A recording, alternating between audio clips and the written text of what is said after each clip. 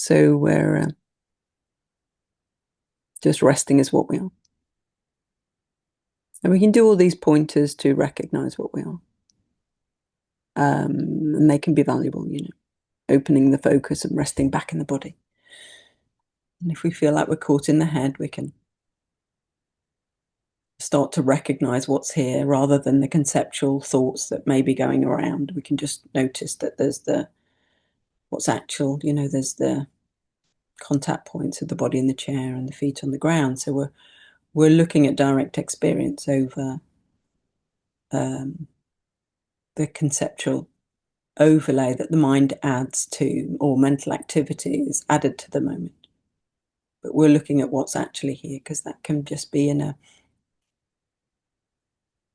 concepts are not what's actual there. Just the mind creating a story about what's here. So direct experience is just recognizing the moment as it is in your direct experience. So you don't have to engage the mind to know that you're aware. You just are. It's obvious that you're just aware. You just are. That doesn't take any mental activity. It's just self-evident. And you just hear.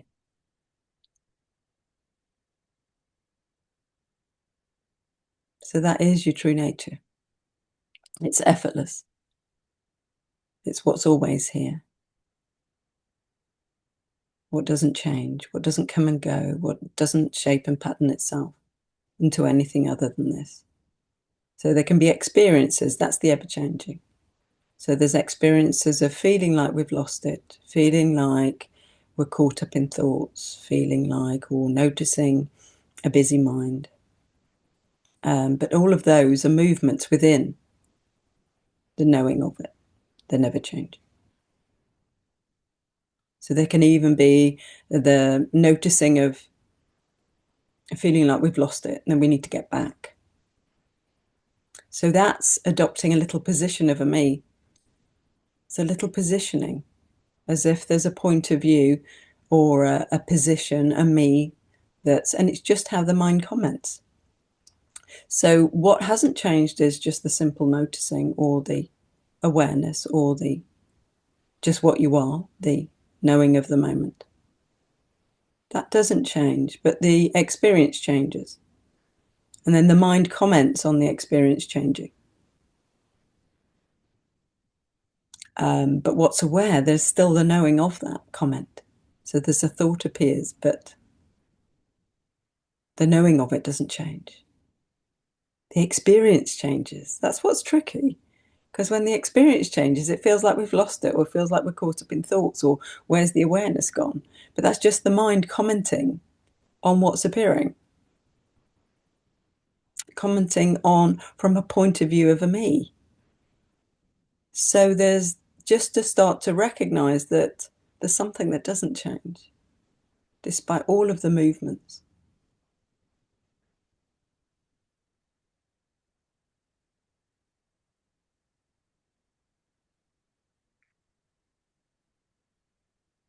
So there's, we're aware of the thoughts. We're aware of a busy mind. The thoughts are just appearing.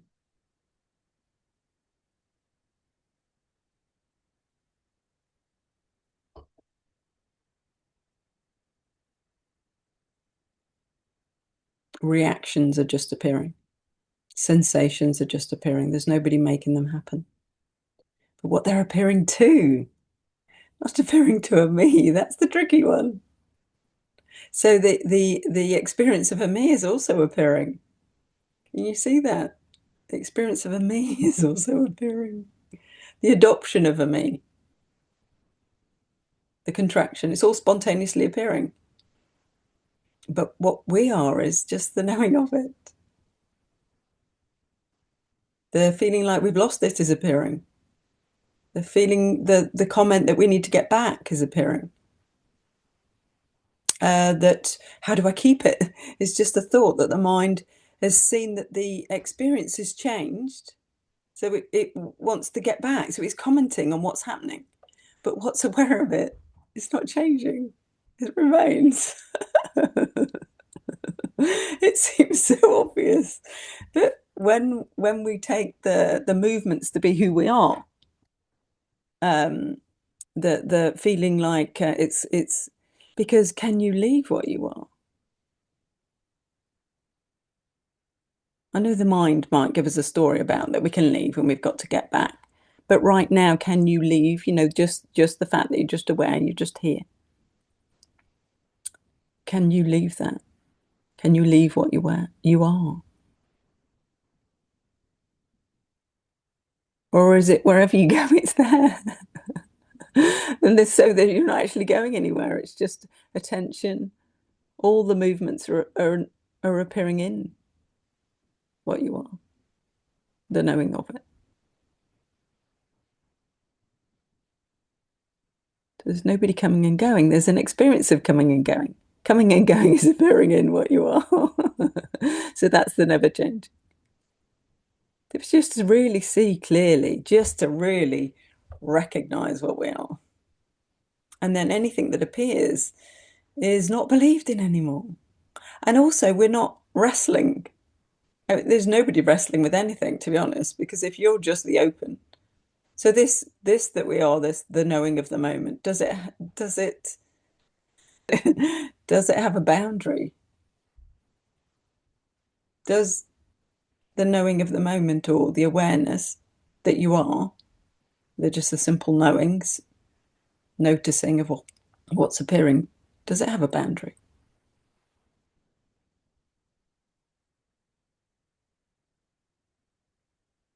There could be the physical form, but that's appearing in awareness. So there's the knowing of the physical form. So awareness isn't confined to the physical form. We're aware of the physical sensations, but awareness is formless and actually centerless. There can be a center, there can feel like there's a point of view, absolutely, but there's the knowing of it again. So the point of view is appearing. And then there can be resistance appearing to whatever, there's a thought and then there's a resistance, but it's all automatically appearing. But we start to see it's not appearing to anything. If what we are doesn't have a center, there's nothing that's in opposition. There's nothing that's needing to control everything. All there is the simple seeing of the moment. So there can be this feeling of identification with the thought, but that also is appearing effortlessly,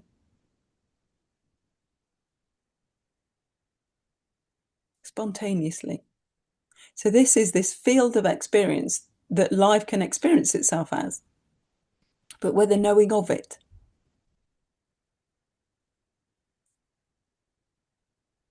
And this knowing isn't personal, it just is. Yet the feeling of a personal experience appears in it.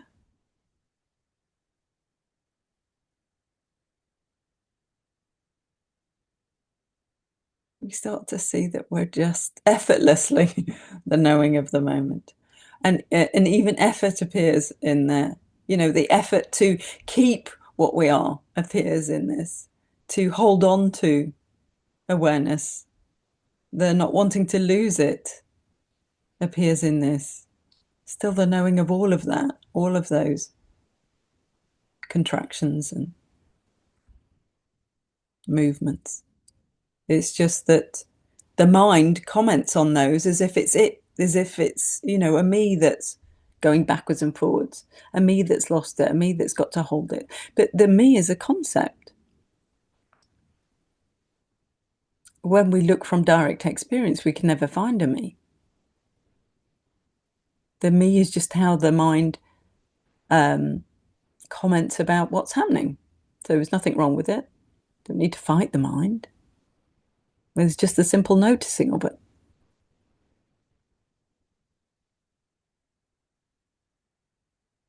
So there's all these layers that sort of layers and textures of experience that life can experience itself as. So there's a thought, then there's a contraction, and then there's a resistance, and then there's a story, and they're all layers of experience appearing in that never changes. And the way we recognize that is just to notice from direct experience. Just to see that the thoughts are appearing automatically, the reactions are appearing automatically. And it's just the simple seeing of them is enough for them to soften. Because they're not being engaged with, they're not being fueled, they're not being entertained. So entertainment would also be happening, investment would also be happening, and that's where the layering happens. And then that feels like we're lost, we can't remember what we were. And so that's just the experience. But there's never a me experiencing that. There's only ever the infinite being experiencing itself. So there's never a me. The me experience appears within it. So what we are never actually separates from itself and becomes something individual, vulnerable, lost, and on its own. But that's how the mind talks. There's a separate self me and I need to survive. And now it has a point of view, and then it reflects from that point of view. My life's a mess. My life needs to be organized. I need to get everything in order. So it's operating in fear and intelligence because it thinks it's a separate little me in a world that's against it in a way, that it's got to manage, it's got to control. And that's all just experience that's appearing in that's totally untouched and unaltered by all of the appearances. So we're totally free. We're unaltered by the experiences. But there can be an experience of being thrown around, like we've been, that it's turbulent, that it's chaotic, that too is seen. So we just start to see that a simple seeing of it is enough. The noticing of a thought, the noticing of a contraction. It becomes very more like so the texture of experience then becomes just like these little ripples on the ocean, a little suggestion. Guilt is offered, but it's just a delicate little invitation that, you don't believe the one that it's supposed to be coming to. And don't take my me offering that. Have a look, so we just come back to the never changing again. What's actually here? Not a concept, not an idea. The simple knowing of the moment. Not trying to work the moment out. That would be an appearance. Just the fact that you're aware and that you simply are effortlessly here. There's forms arising, the sound of my voice, the background noises, the light in the room, they're all effortlessly appearing. Neutral, they're all neutral until the mind decides what's more important, or it shoulds and shouldn't, or it likes that and doesn't like that. So prior to that appearing, they're all appearances, but what they're appearing to is not a point of view. Does it age, or has it been the same all the way through your life?